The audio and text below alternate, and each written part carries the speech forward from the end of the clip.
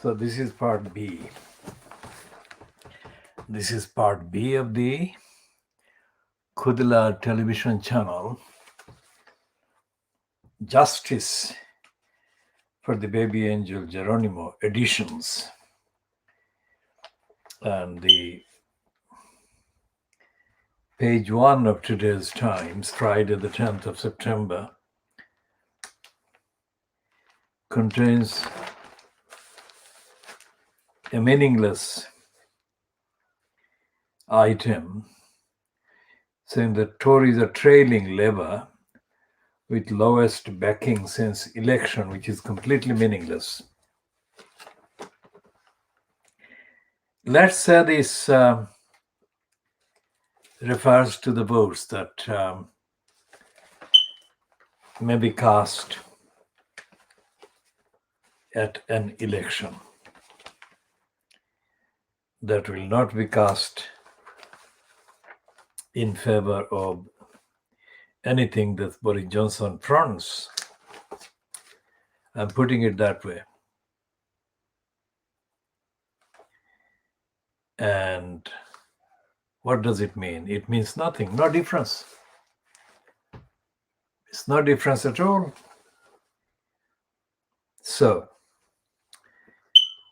continuing in the theme of the justice for the baby angel Geronimo.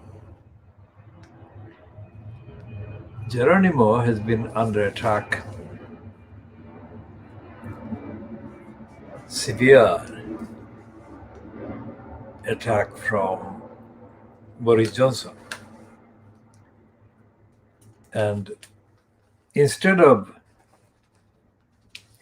stopping the attack, instead of condemning the attack, instead of demanding justice for Geronimo,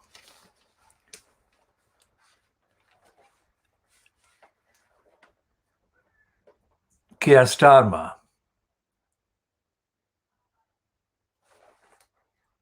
endorses the criminality aimed at Geronimo.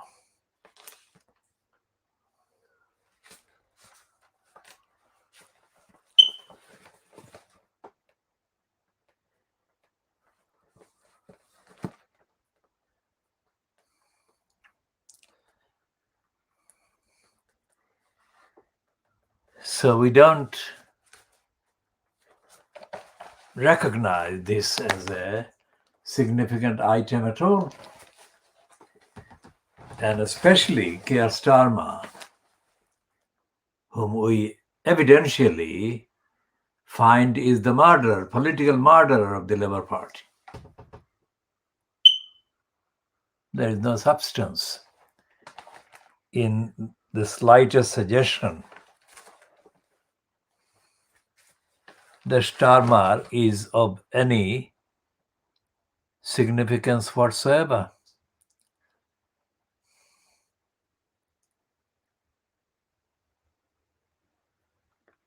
And there is a piece on the comment page of page 27 of the Times, which says,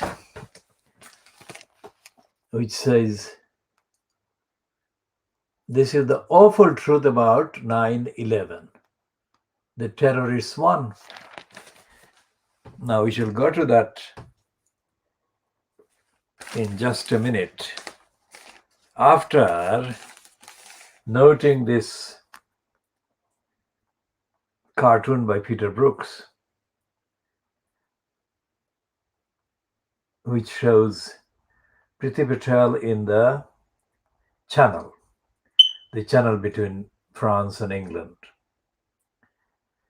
And she's there to stop alleged migrants from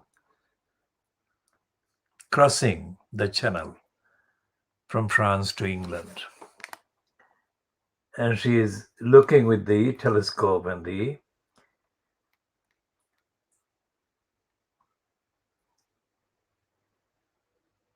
numbers of floating migrants dying floating.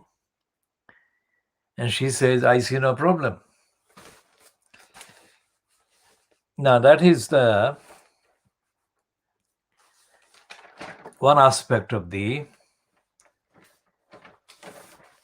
corrupt Darkland regime that Johnson fronts and Priti Patel inhabits. And what we are saying in the campaign for justice for Geronimo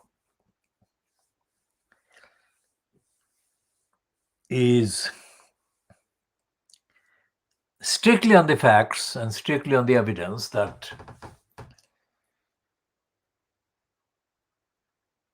Geronimo has been targeted not only because of the inherent evil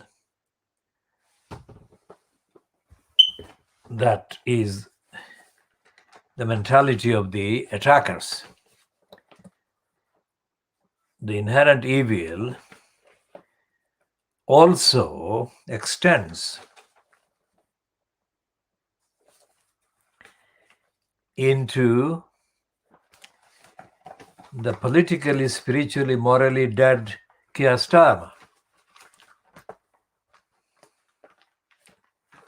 Of all the centuries, let's say, now this is the Starmer in the Private Lie where he says, there is nothing to oppose. He says, hello, it's not easy being leader of the opposition, let me tell you. Take this week, for example. How can I do my job when there is absolutely nothing to oppose? So that is Private Lie admitting that Starmer is himself dead. Not only has he politically murdered the Labour Party, but he is himself dead. Politically, of course, because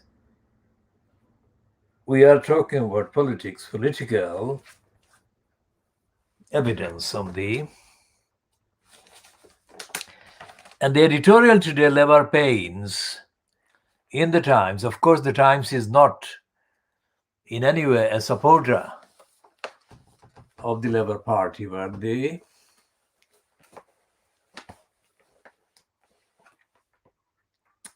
fact that it doesn't support the Labour Party makes no difference whatsoever, as I said on the issue of the front page, saying that Labour is ahead a few points in the poll for the first time since the so-called election.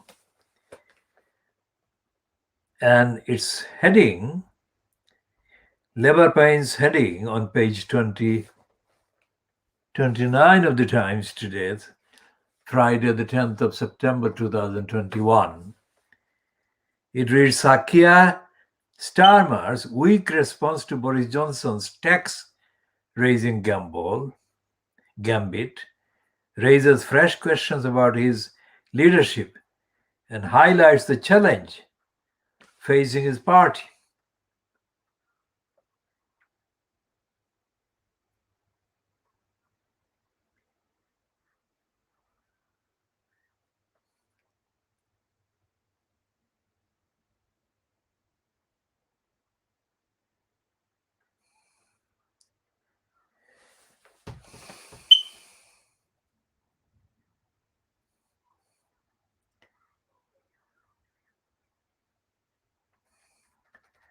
Well, it says that until Keir Starmer can offer clear answers to these questions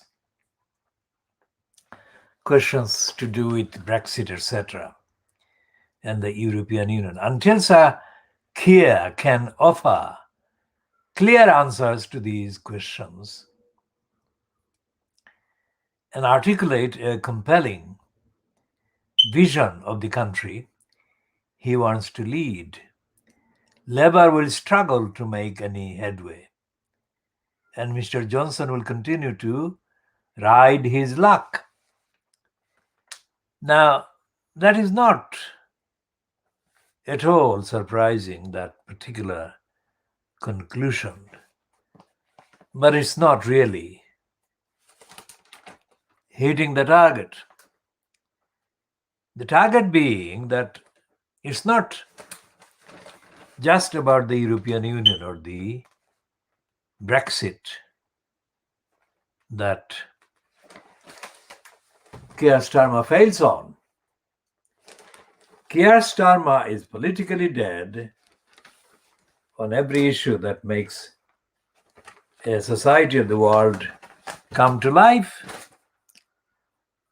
So instead of saying a particular question, the Times editorial should say that Keir Starmer should be removed, as should Boris Johnson.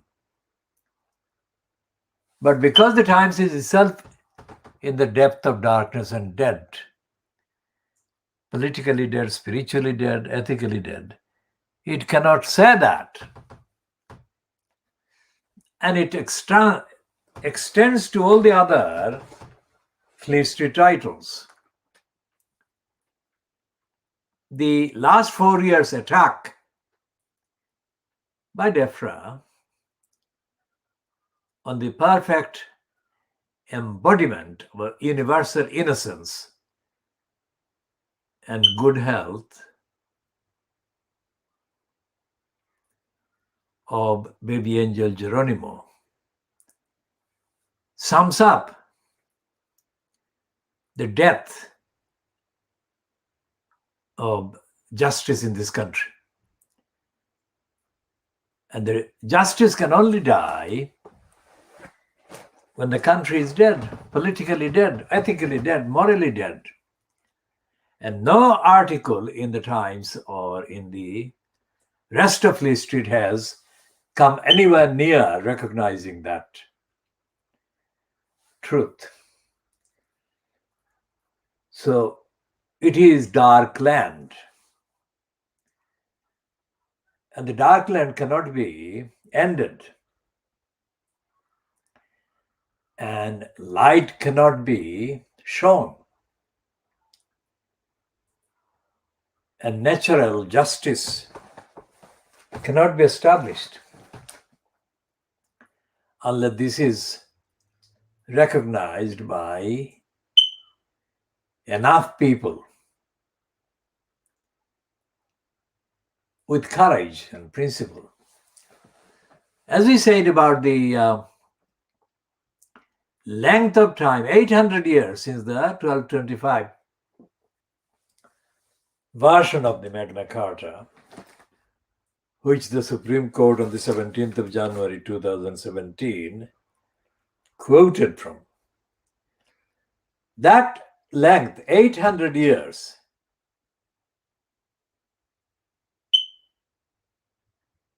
is nearly 30 generations. Too long?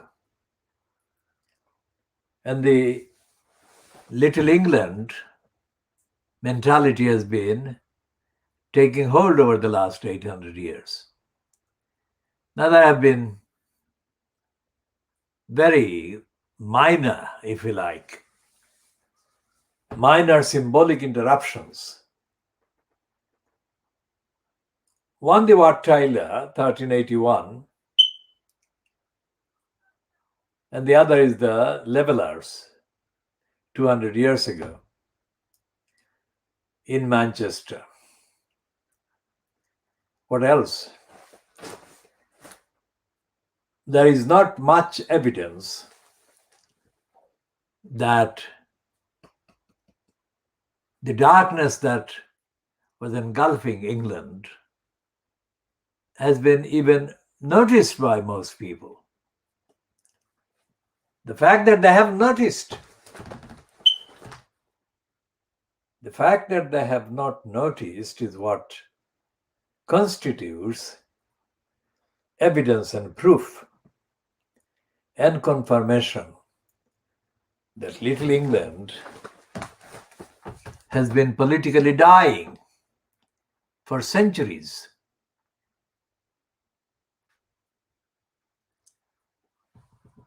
and the fact that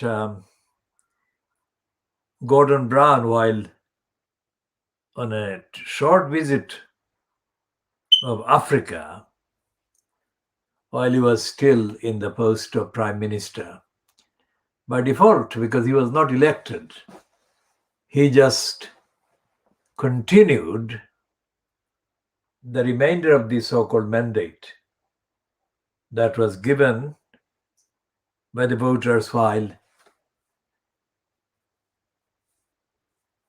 Tony Blair was still incumbent, 2005 election.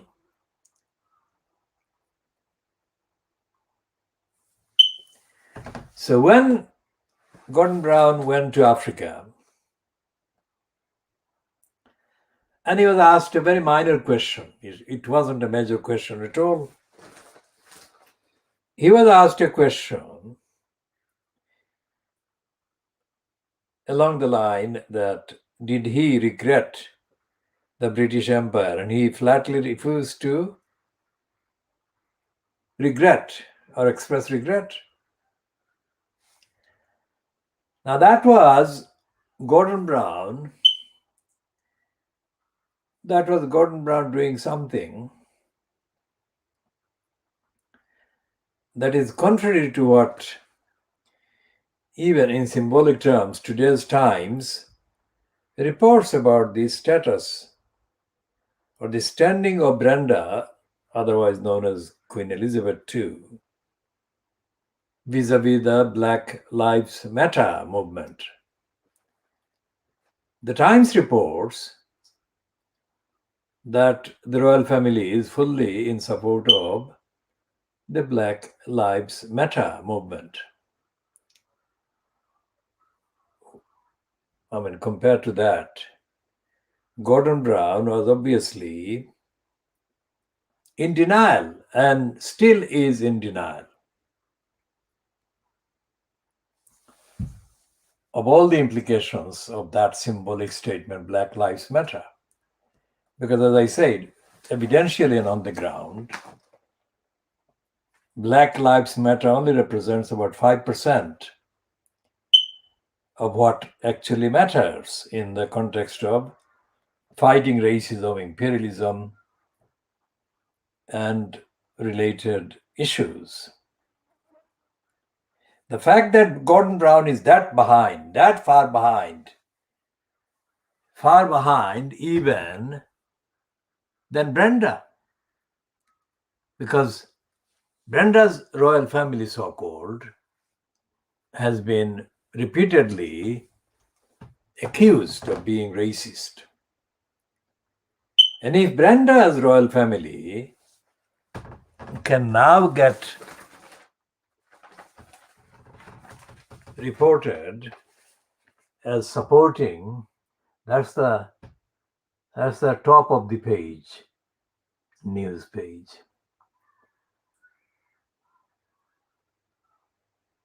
Royal insiders claims that Queen and her family are BLM supporters. Royal insider claims. So that means that when incumbent in the post of Prime Minister, Gordon Brown himself behaved as a racist. And racism is only one defect in the, quote, United Kingdom state. Because obviously, Gordon Brown's refusal to accept that the UK state owed apology for imperialism was based on advice he must have received. An advice coming from whatever number of sources, whatever numbers of parts of the UK state at the time when he made the racist standing in defiance of the evidence that imperialistic occupations and violations of other countries warranted apologies, at least in the least. In the UK state, which becomes indistinguishable from the Conservatives,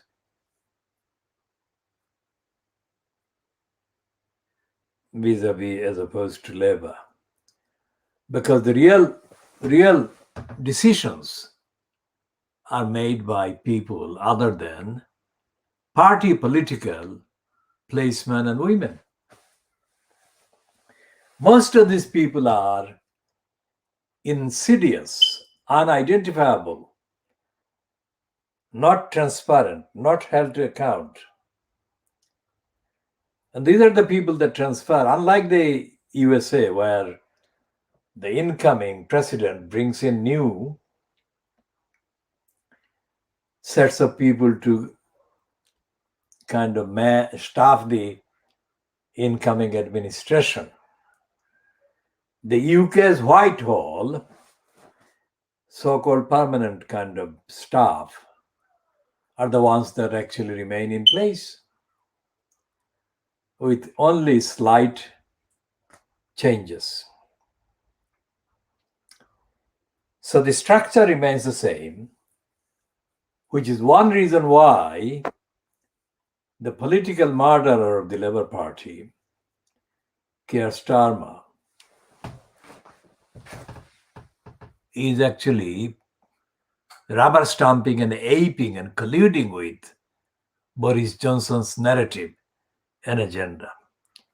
And despite the fact that it's only private eye kind of doing a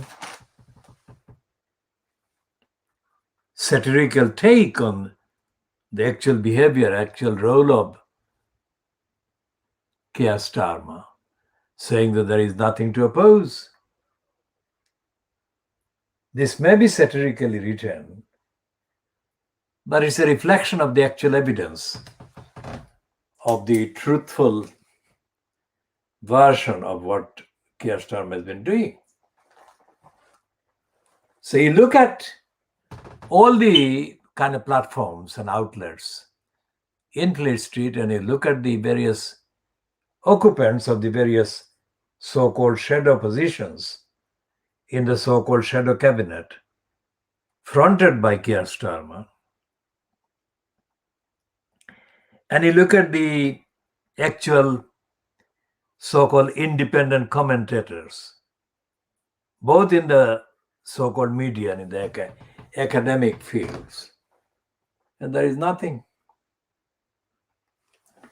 There is absolutely no sign of opposition to any wrongdoings, any crimes being done by Boris Johnson-fronted cabal. And that is the actual truth, which is why the systematic serial crimes and criminal attacks on baby angel Geronimo could be mounted by the Boris Johnson-fronted cabal.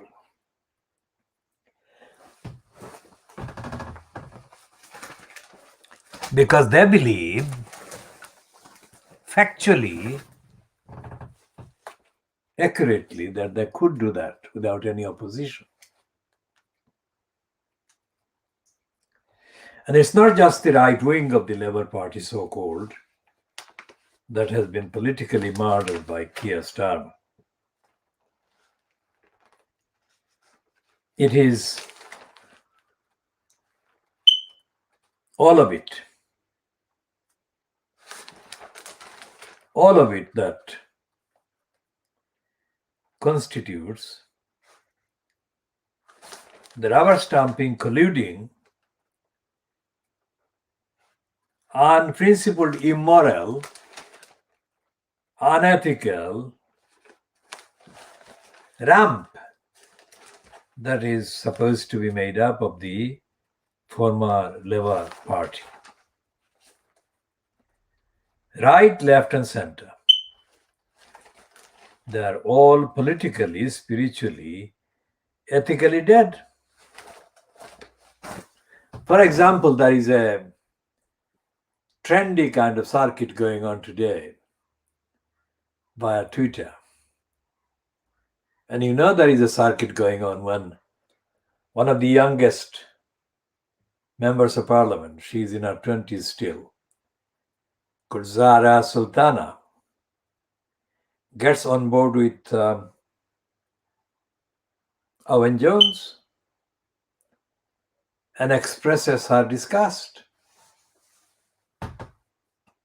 That is opportunistic of Zara Sultana, not ethically, morally dedicated to upholding the principle for justice.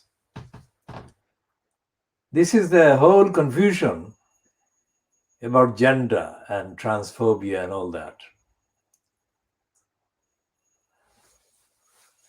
And it's not the actual transphobia that is at the root of the banning by Keir Starmer of Young Labour's kind of annual shebang around the so-called Labour Party's annual conference.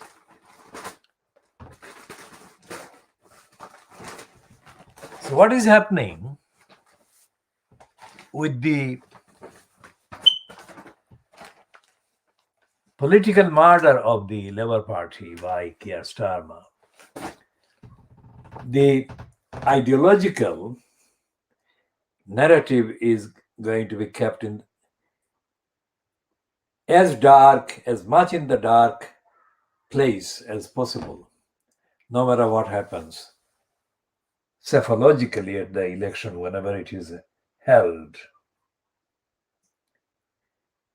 So no justice is going to be the kind of outcome. Justice is not a priority.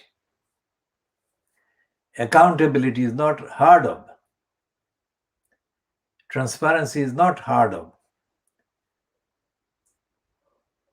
So it's a dead darkness, dead dark place, either side.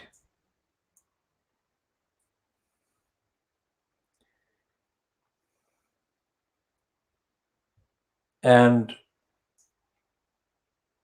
while the Financial Times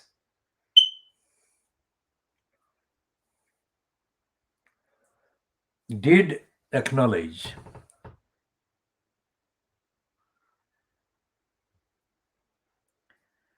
that Johnson has defied his small number of opposition kind of opponents inside the Conservative Party against the National Insurance rise, etc. Today's Financial Times is running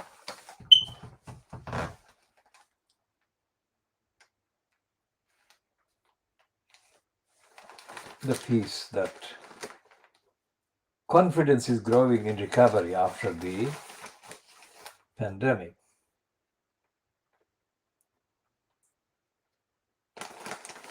But the Financial Times is contradicting itself in the following piece about UK's or Britain's plan to ditch European Union data rule on artificial intelligence decision making rings alarm bells. These are timid and politically absolutely dead kind of movements. So, when baby angel Geronimo was targeted for attack via and by and through DEFRA, baby angel Geronimo became, and he remains and he shall remain, the symbol of not just innocence, his innocence against all the evil that is going on in the DEFRA apparatus, but he's the symbol of innocence being denied rights and being targeted by evil forces in every part of the Little England dark land.